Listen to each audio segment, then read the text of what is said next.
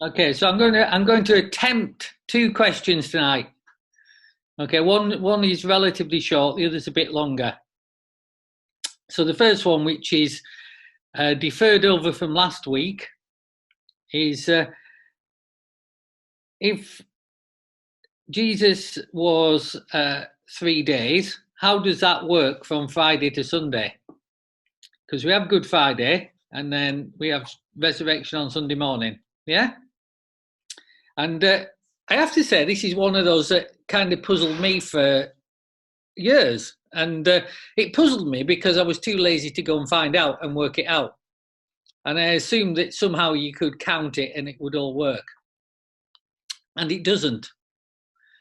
So I assumed, well, maybe God let him off a bit and he was in there for just 2 days because he didn't need to do 3. Unfortunately, that doesn't work either. So the first thing to, when it comes to solving it, is to recognize that the Jewish days do not start and finish the same as our days start and finish. So their night or their evening starts at 6 p.m. and their morning starts at 6 a.m. So their days run from 6 p.m. to 6 a.m. rather than ours that run from midnight till midday and so on. So that's why, if you work in an office or work alongside people who are observant Jews, that they don't work on Friday nights because their Sabbath starts at 6 o'clock. So they all disappear off early on a Friday afternoon so that they can observe their Sabbath, get home before it. And so the days start 6 p.m. So that doesn't quite, if you try and do it that way as well, that doesn't work either. So that's not very helpful. So what most people think, and why they don't bother about it, they think, oh, well, Friday's the first day, Saturday's the second day, Sunday's the third day, he rose again on the third day. So that's okay, isn't it?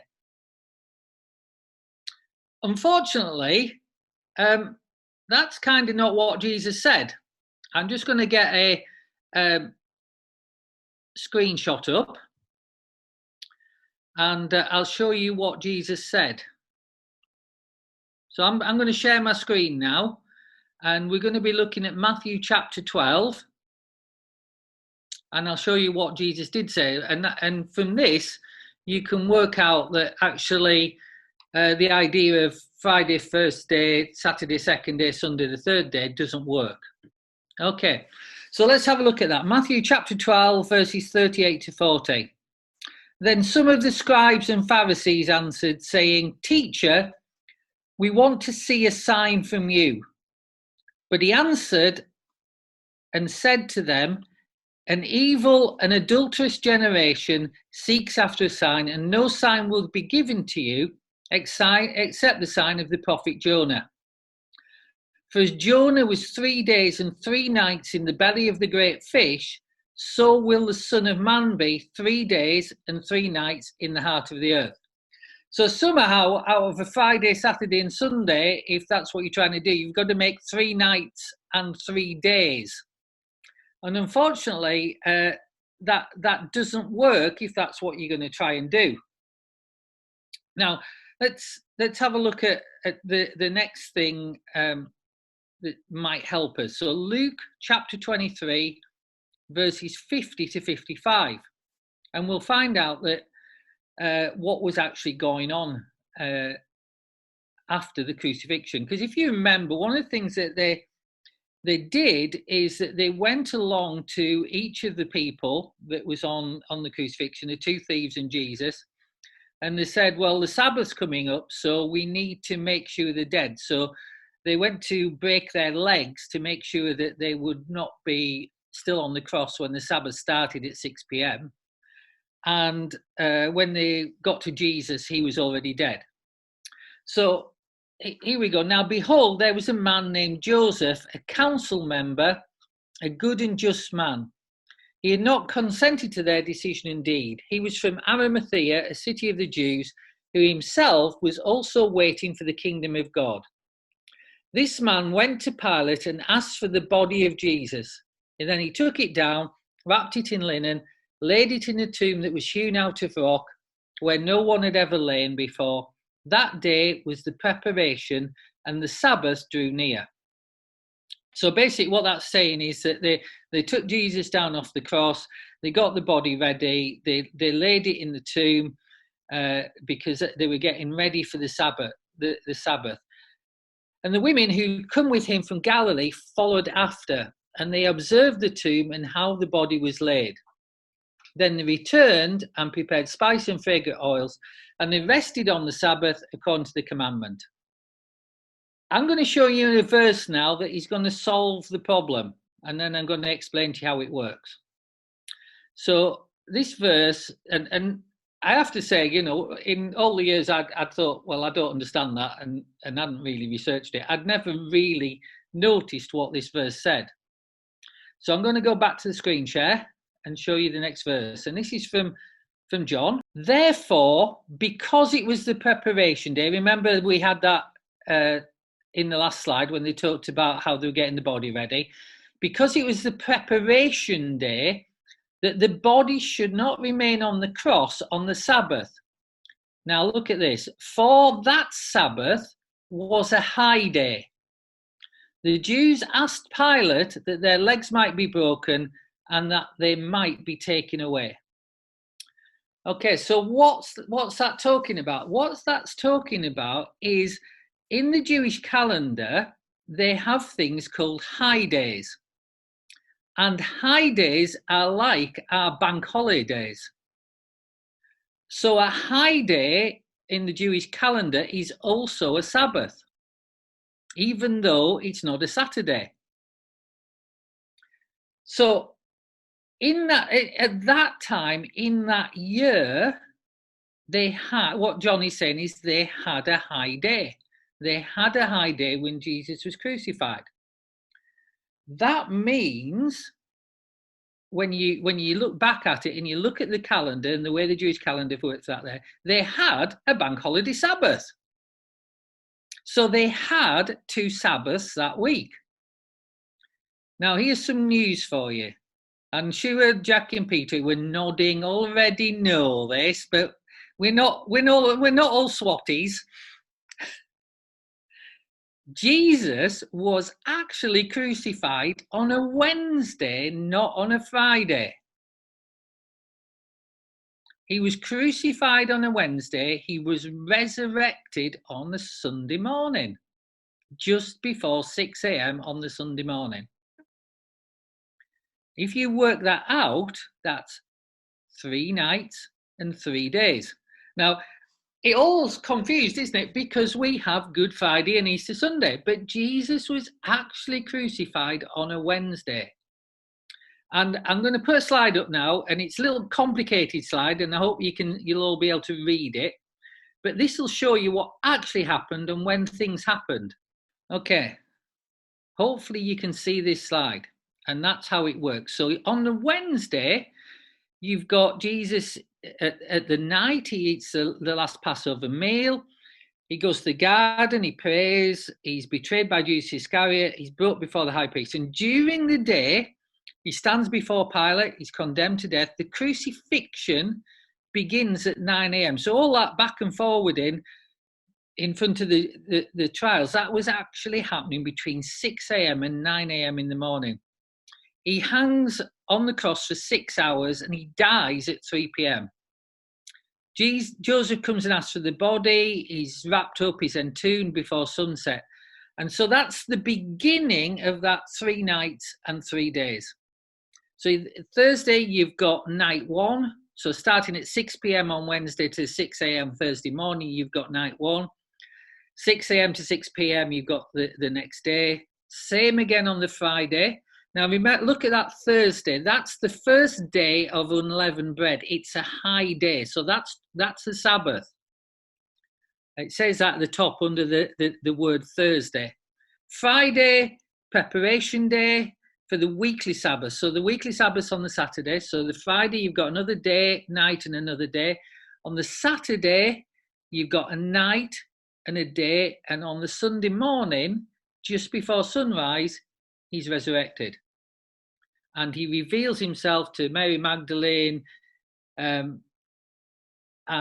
other disciples on the road to Emmaus and so on. Now, that slide will circulate when we circulate these the video for this, but it's a really simple solution, and the reason you get confused, like I used to be confused, is we don't actually read what the Bible says. We skim things, and that's why it's really important that we do understand every word. I just find it's interesting how we do get confused because we've got traditions. And tradition says that he was crucified on Good Friday and he rose again on Easter Sunday. Whereas actually, he was crucified on Good Wednesday and rose again on Easter Sunday. So that's the solution to how he's in the grave for 3 nights and 3 days.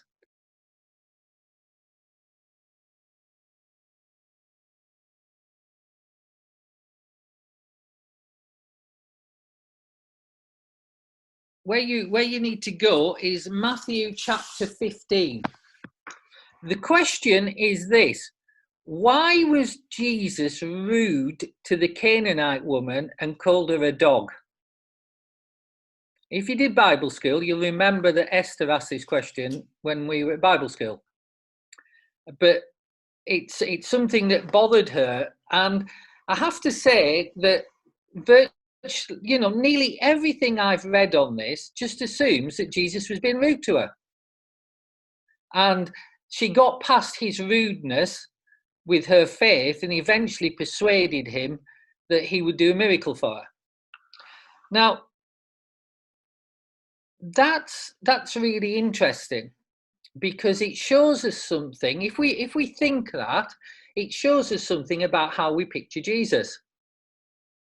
That so many commentators and so many people are willing to accept that an interpretation or a view of what's going on here based on an assumption that Jesus is rude to people. And just sometimes he says odd things and sometimes he's harsh. You see, the truth is that our picture of Jesus and our picture of God actually affects the way we read Scripture. We filter a lot of our assumptions and a lot of the conclusions we make from Scripture through our picture that we've already predetermined about what we think about the way God acts and who he is and what his nature is. And because of that, it can lead us to some pretty, contradictory or odd conclusions. And this is a passage where a lot of people reach a conclusion that Jesus is just being rude, and this poor woman gets really put down by him and somehow manages to persuade him to do a miracle anyway. That isn't actually what's going on here. But if you read it through a picture of that's your sort of Jesus, this will read that is what's going on here. And that's why we get this question. That's why Esther asked the question, which is, I don't understand why Jesus would do that. Why would he be horrible to this woman? Okay, so let's read the passage. Matthew chapter 15, beginning at verse 21. Then Jesus went out from there and departed to the region of Tyre and Sidon. And behold, a woman of Canaan came from that region and cried out to him, saying, "Have mercy on me, O Lord, Son of David." Underline that, O Lord, Son of David. That's actually going to be really important. O Lord, Son of David, my daughter is severely demon-possessed. But he answered her not a word. So Jesus isn't answering her. His disciples came to him and urged him, saying, "Send her away, for she keeps on crying out after us. She keeps on coming after us and crying out this same thing. So send her away, Jesus." But he answered and said, "I was not sent except to the lost sheep of the house of Israel." Anybody think that's not the answer to what the disciples are saying? Send her away, Jesus. I was not sent except to the lost sheep of the house of Israel. It's an odd thing to say, isn't it? And when Jesus says odd things, we need to start thinking, well, why would he say that? What's he doing here? Then she came and worshipped him, saying, Lord, underline Lord, help me. But he answered and said, it's not good to take the children's bread and throw it to the dogs. And she said, yes, Lord, yet even the little dogs eat the crumbs from which fall from their master's table. Then Jesus answered and said to her, O woman, great is your faith, let it be to you as you desire. And her daughter was healed from that very hour.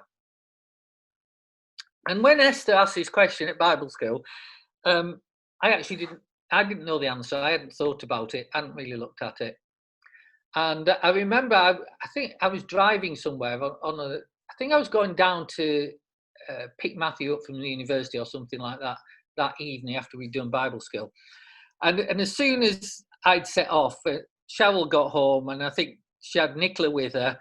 And Nicola and Cheryl were sat at home, and they rang me up and said, "Well, what's going on? We don't know the answer to this question." And we had this debate for me driving all the way from Cambridge to Guildford about what was actually going on here. And it was ultimately solved by our dog. Lily, our dog, is a great theologian.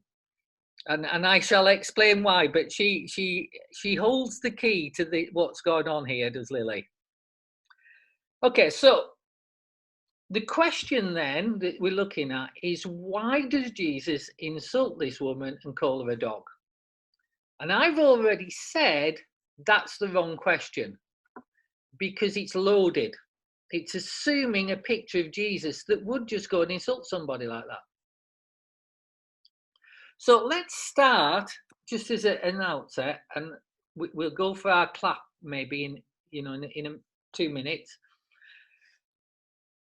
Let's have a look at what the disciples are doing here. So we've got this woman, and she comes along. She's from Tyre and Sidon. She's a woman from Canaan, and she's crying out after them, have mercy on me, oh Lord, son of David, my daughter's severely demon-possessed. Jesus doesn't say anything. Isn't that odd that he doesn't say anything? His disciples come to him, and they've had enough of this woman coming along shouting. And they said, send her away, for she cries out after us. Now, here's my question. Should that have been how the disciples reacted? Is that how we would have reacted in that same circumstance? How many of you think that's a good reaction from the disciples? How many of you think that's a bad reaction from the disciples? Right, everybody's waving apart from Bob Kilpatrick, who's giving Eileen a hug. So we'll just dob him in there. There he is. He's studying. He's claiming to be reading the Bible, or sharing the Bible. Okay, so the disciples have a reaction that's very dismissive. They just want Jesus to get rid of this woman because she's bothering them. And she has an obvious need that she's shouting out. They know what the need is, that she has a poor daughter at home that's severely demon-possessed. She has no solution for it. And they're telling Jesus, just get rid of her. We can't be bothered. We're tired. We've had a long day, and we don't want to be dealing with this woman.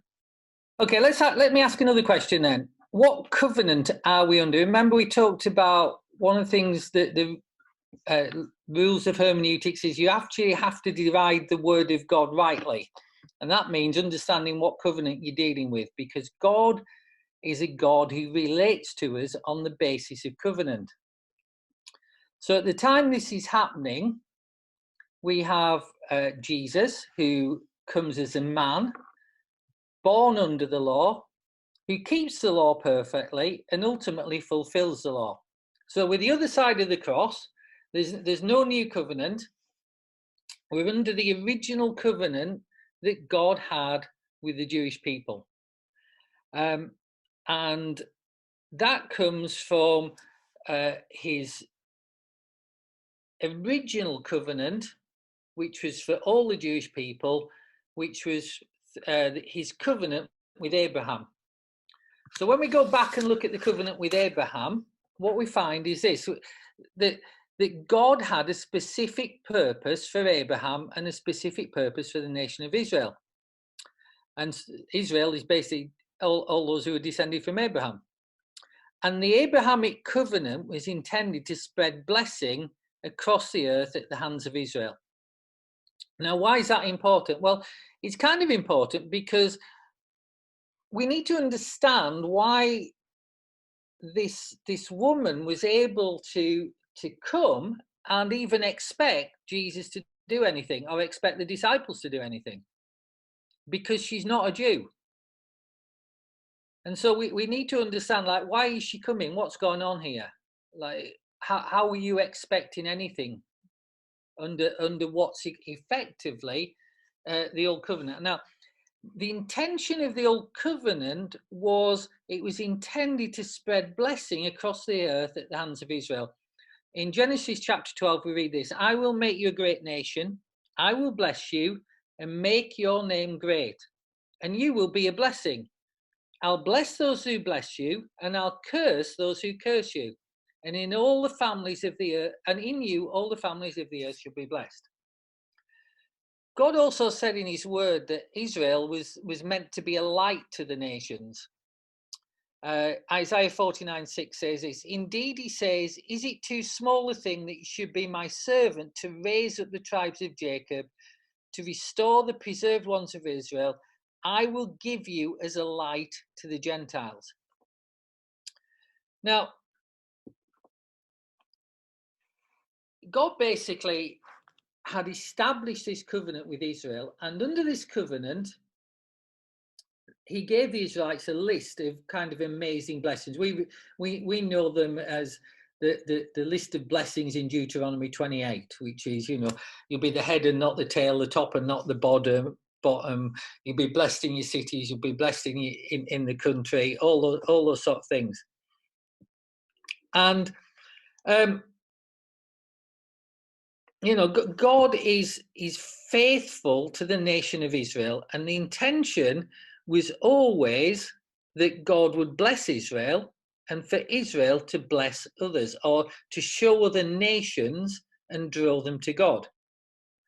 And we find that Paul kind of, even though he's under the new covenant, he explains that, and he says, well, that Gentiles, people who aren't Jews, were not natural recipients of the blessings under those covenants. So, that we weren't, Gentiles like us weren't originally included in those covenants. We weren't direct recipients of any blessing under those covenants. And this woman who come to Jesus now was a Gentile. So she isn't able to directly benefit from the covenant that God had made with Israel, and isn't directly able to benefit from the covenant that God had made with Abraham. So now what then happened? So I'm just wondering whether to actually go into, are you okay with that? Are you still with me on that? Because I can show you what, I could go and show you what Paul says in Romans about us being grafted in as Gentiles, and so we now as believers have direct access to all those blessings. You can go to Galatians where it says, he became a curse for us, because cursed is everybody who hangs on a tree, so that we might inherit the blessing of Abraham. Paul explains in Romans chapter 11 that we've been grafted into those covenants, so that we were originally outside them, but because of the sacrifice of Jesus on the cross, he grafted us into those covenants. So this side of the cross, we directly benefit. We are recipients of those blessings. We are inheritors of that. And so we can go straight to God and rely on his promises. But at Jesus' time, the covenant we're dealing with, Gentiles like us would have been outside it. We couldn't directly benefit. Now, so where, at that time, if you were a Gentile, you could get the benefits or be led into the covenant and receive benefits from God by converting basically to Judaism. Okay, but there are a number of instances in the Old Testament where God uses Jews, people who are recipients of benefits under this covenant, to bless people who are outside the covenant. For instance, Rahab the prostitute gets blessed in the book of Joshua. Ruth, she's outside the covenant, and then she's brought into it. Naaman the Syrian gets healed.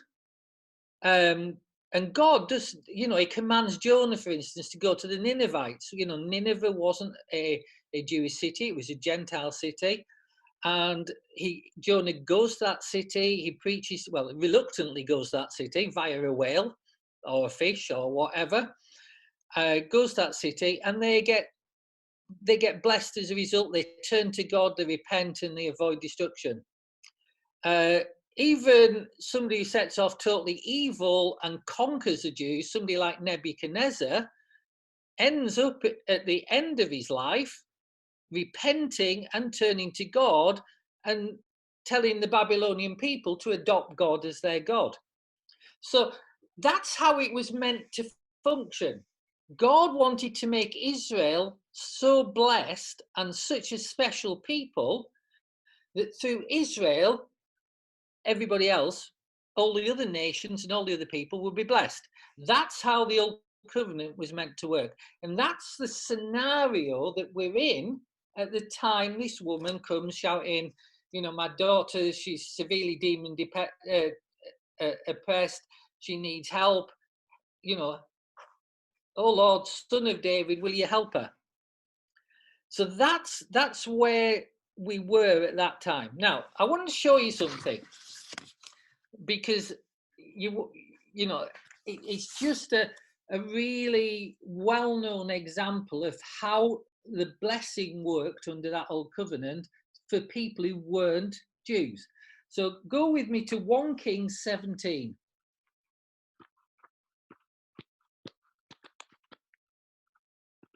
Many of you will know this story. It's story of Elijah and the widow. 1 Kings 17. There's a drought, if you remember, and the brook dries up. The word of the Lord came to Elijah, saying, "Arise, go to Zarephath, which belongs to Sidon, and live there." So basically, he says to Elijah, I want you to leave where you are and go to this place called Zarephath. I have commanded a widow there to provide for you. So he got up and went to Zarephath. And when he came to the gate of the city, a widow was there gathering sticks. He called her and said, "Please get a small cup of water for me to drink." As she was going to get it, he called her and said, "Please bring me a morsel of bread in your hand." And she said, "As the Lord our God lives, I don't have bread, but only a handful of meal in a barrel and a little oil in a jar, and gathering 2 sticks so that I can go in and make it for me and my son, so that we may eat it, and then we're going to die. Because this is our last. This is all we've got, and we're starving." Elijah said to her, "Do not fear. Go and do as you said, but make a little cake for me first and bring it to me. Afterwards, make some for your son and for you. For thus says the Lord God of Israel, the barrel of meal will not run out, nor will a jar of oil empty until the day that the Lord sends rain upon the earth." So basically, she goes and does what Elijah said. We'll go on to verse 17 now. Later on, the son of the woman, the mistress' house, became terribly sick, so much so that he had no breath left in him. She said to Elijah, "What do I have to do with you, O man of God? Have you come to remind me of my sin and to kill my son?" And he said to her, "Give me your son." And he took him out of her arms, carried him to a loft where he slept, and laid him in his bed. And basically, Elijah cries out to God, "O Lord my God, have you brought tragedy upon the widow with whom I live by killing her son?" And he stretched himself upon the child 3 times, cried to the Lord, and said, "O Lord my God, I pray that you let this child's soul come into him again." The Lord heard the voice of Elijah, and the soul of the child came into again, and he was revived. Basically, he was raised from the dead.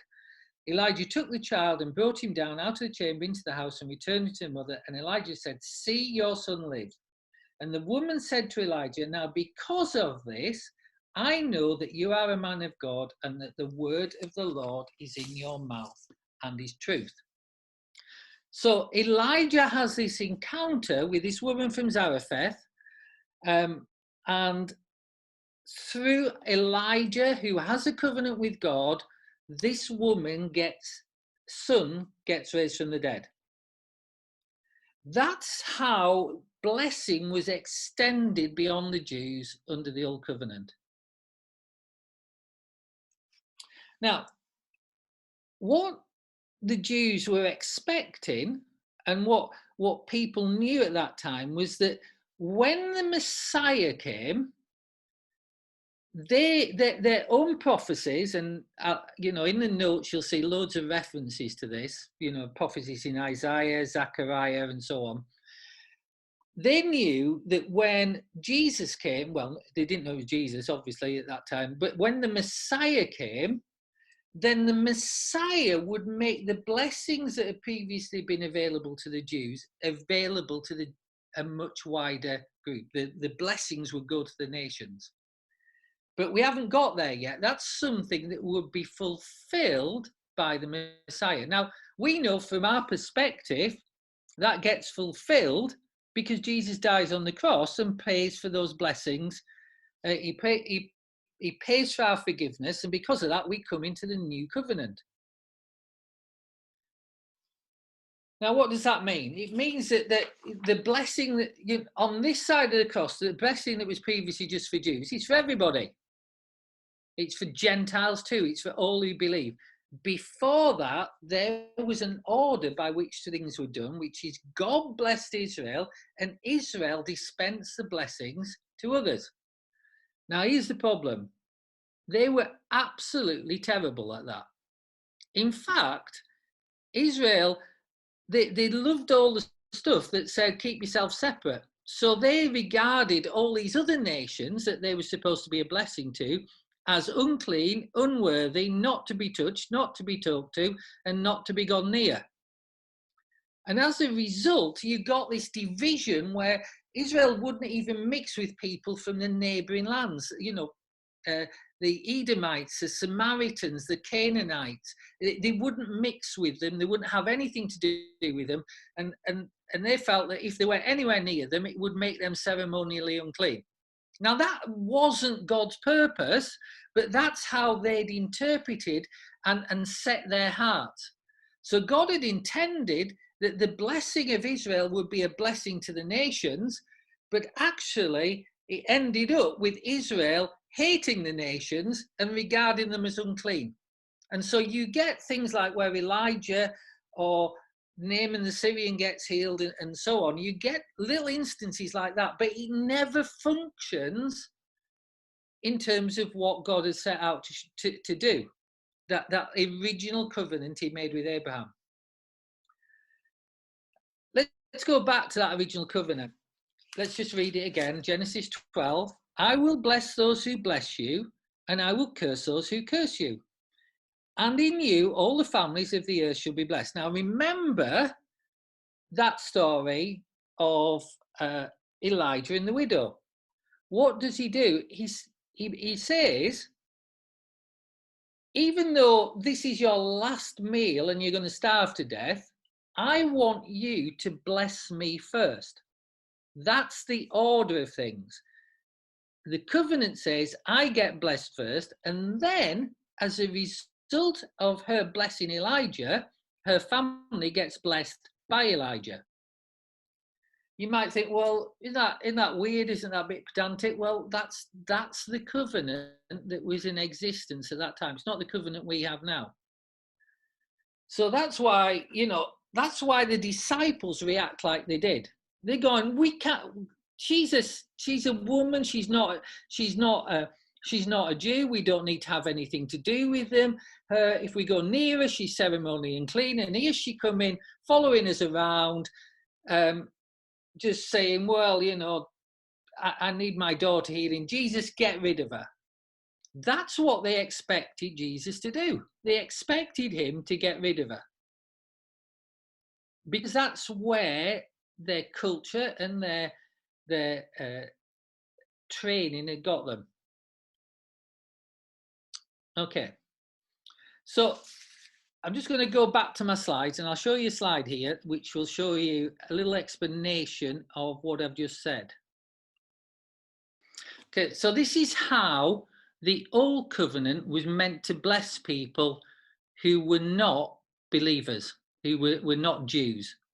So God enters into a covenant to bless Israel. And those who bless Israel would be blessed, and those who cursed Israel would be cursed. So if somebody blessed Israel, then the covenant blessing of Israel was extended to them. That's how the old covenant worked. When the Messiah comes, that covenant blessing is available to everybody. Everybody has direct access this side of the cross by faith. But that side of the cross, it worked by God blessing Israel and Israel being a blessing to others. So this is what's happening in this scenario. This causes the woman to do what she does. The woman sees that the disciples are not responding to her. In fact, they want rid of her and they're asking Jesus to get rid of her. And so she bypasses this old covenant order and goes direct to Jesus. What she's doing there is she's going direct to the Messiah in Israel to dispense covenant blessings. Now, let me just, that's a leap there that I'm just going to explain to you. You see, the disciples are the problem because they are not doing what they should have done under the old covenant, which was to bless this lady,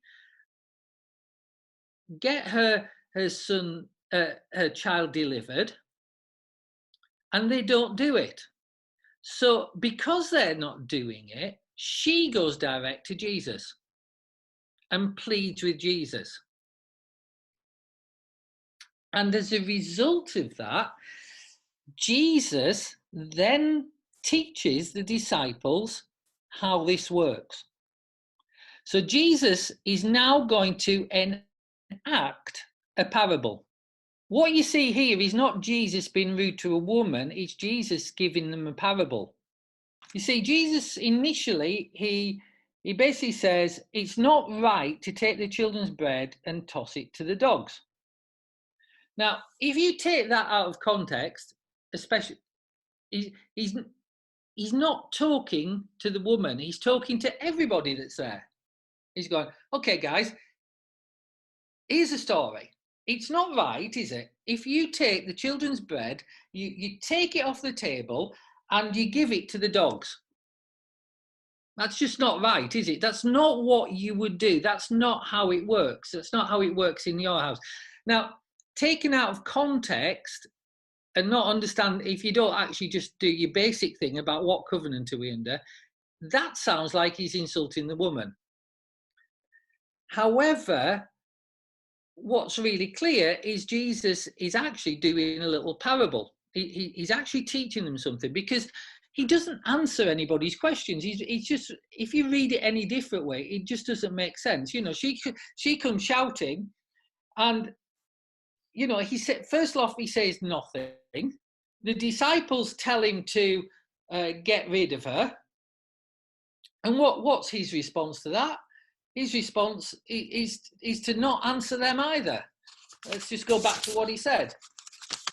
He says, I wasn't sent except to the lost sheep of the house of Israel. So the first thing he does is he redirects them to how covenant works. So they're going, get rid of it, Jesus. And he's going, let's just take a moment, guys. How's this covenant thing work? What are we supposed to do in this situation?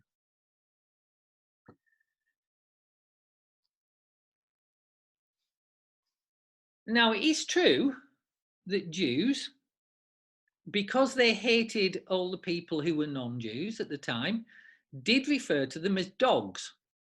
And there's a word for that in Greek, which is kuon, Kuon, and that means wild cur or wild dogs. Okay, now nearly every thing that I read assumed somehow that that's what Jesus was saying. He's calling her a wild dog, a dog that's, the straggly, filthy, dirty, ravenous dog that the Jews used to regard the surrounding nations by. That is not what Jesus says. Jesus actually uses the word kanarion. And the word kanarion is completely different. And this is why Lily is a great theologian. Because the word that Jesus uses, what he says is, it's not good to take the children's bread and feed it to the pet dog. It's not good to take the children's bread and feed it to the pet dog, the little dog. Some of your translations will actually say pet dog or little dog rather than wild dog. Some don't, they just say dogs. But the actual word is kanarion, and it means a small dog or pet dog. And that's completely different from a wild, ravenous, dirty, filthy dog that a lot of people assume he's talking about.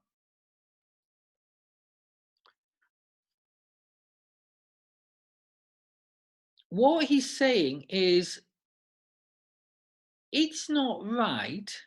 If you've got a pet dog, which we do, who's also a great theologian, it's not right to feed your dog off your table before you eat yourself. We don't do that with our dog. That creates bad begging habits. And it's not helpful. So the right thing to do with the pet dog is you eat first and then they eat, but they don't eat off the table. But Lily, being Hoover that she is, she comes and cleans up on everything that's dropped off the table when we've finished. But we don't let her do it while we're eating. And Jesus is drawing this picture, and he's saying, like, guys, you wouldn't do that.